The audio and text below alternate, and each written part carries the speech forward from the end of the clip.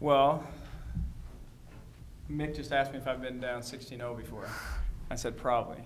I don't know for sure. I can't remember. It seems like it's probably happened before.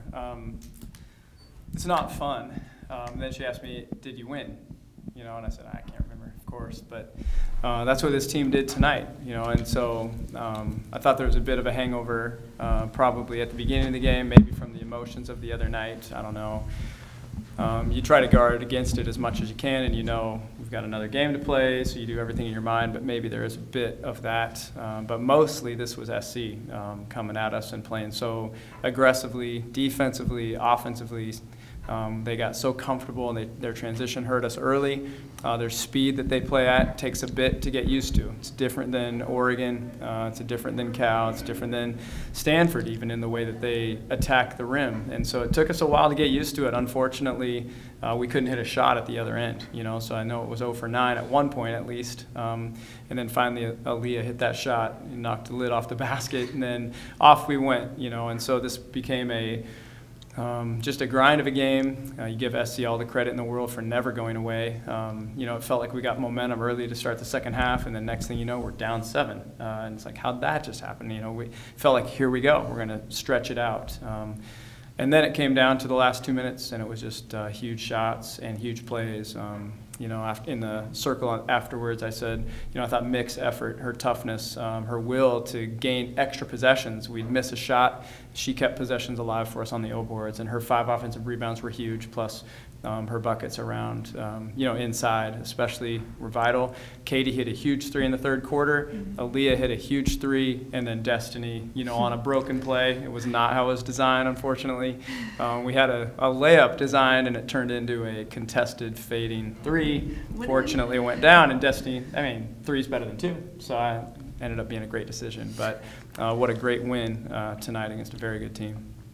And Scott, obviously that's not how you want to start, but just talk about the resiliency of this team to still pull out the win when it's all said and done. That's who we are. It's what this program's been built on. It's never letting the circumstances get to you, and then find a way through adversity just find a way. And so I don't think anybody ever panicked. It was just like, okay, this is the circumstance now. How can we best respond? And that was the story of the game, because it never got easy. It never got easy. Not even until 15 seconds, it didn't feel easy. Every pass is challenged by them. And so you have to have players and athletes on the floor, though, that share that vision and that expectation. And so when you align with people like Mick and her teammates that are high character, tough, hard-nosed competitors that are resilient, then a win tonight is possible. And there was a moment in the fourth quarter I even started to doubt for a second. I'm like, my gosh, maybe it's just not our night. Yeah, where they're scoring easy and we're missing everything, and we just couldn't get anything going consistently, which I think you got to give them a lot of credit. But it speaks volumes about the team's character. And Mick, was there anything said in the beginning to kind of not get the rest of the team discouraged, or? I think you're just trying to take it one possession at a time. Down 16-0, you're not going to get it back right away. So we just try to chip away, get a stop, get a score, get a stop. We were able to get it down to 11 after the first quarter, that deficit, and then 1 at halftime, and we never went away throughout the rest of the game. And then Scott, that shot from Destiny, I saw after she hit it, you tapped her on the shoulder. Does she kind of relish those moments? And how do you think she got that one to fall? Because I don't even know. I don't either. I can't wait to watch it again. It was just one of those moments where, as a coach, you're disappointed because it didn't go the way you wanted it. We broke off the play. I thought actually the pass could have been stolen, to be honest. So Aaliyah heard something different, and that was kind of it's a bit of a rush timeout, which is on me. And so I was giving instructions right to the end, and we were looking for something different. She thought she heard something different, and then she just told me, once it went out of her hands, she just thought, oh, shoot, because she thought it was going to be stolen. So Destiny gets it, and then the thing we've said about Destiny since the day she got here, I've never coached a player that can get her shot off against anyone like Destiny Slocum.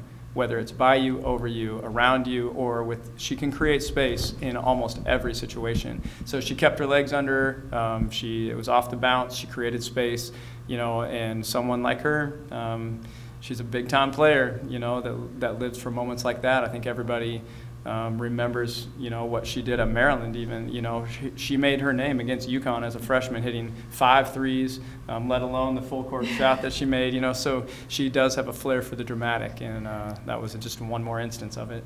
And then obviously UCLA on Sunday, they're playing obviously much better than probably the last time you guys played. And this is for either of you. Is there anything you can take from that last game, or is it kind of like it was a month ago and you're different teams now? There's a lot to take from it. You know, I think they've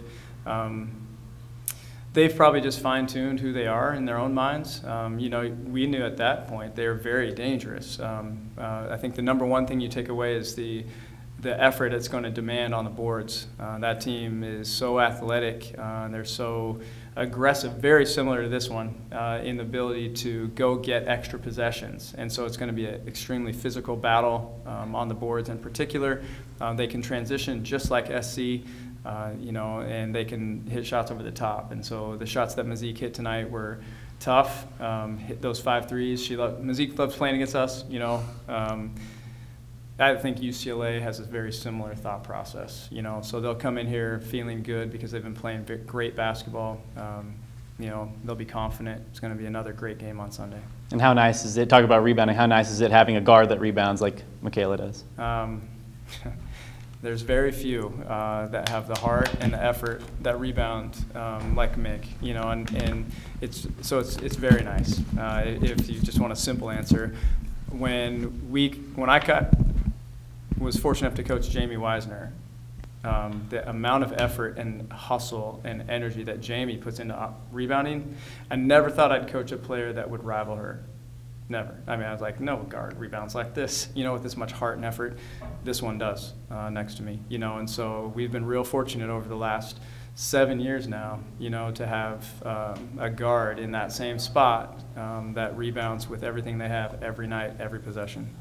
Joe got 9 rebounds today. Joe did, yeah. Yes. Joe, well, how about this? Joe played 35 minutes tonight, you know, and that's, if you would have asked me that before the season, I would have said that will never happen. Not possible. No, her endurance wasn't at that point. She didn't see herself, probably most importantly, didn't see herself capable of it.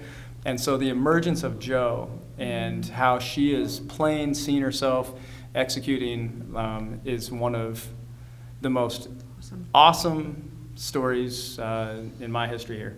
It really is. And this team has rallied around her, encouraged her, and you know that's what this is about. It's a little bit about basketball and what you become as a player, but how you see yourself as a person and how her confidence has grown. She just sees herself completely differently and sees herself like we all have since she got here, though.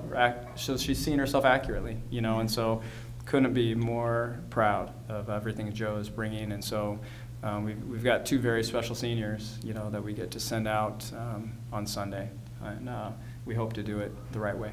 Style.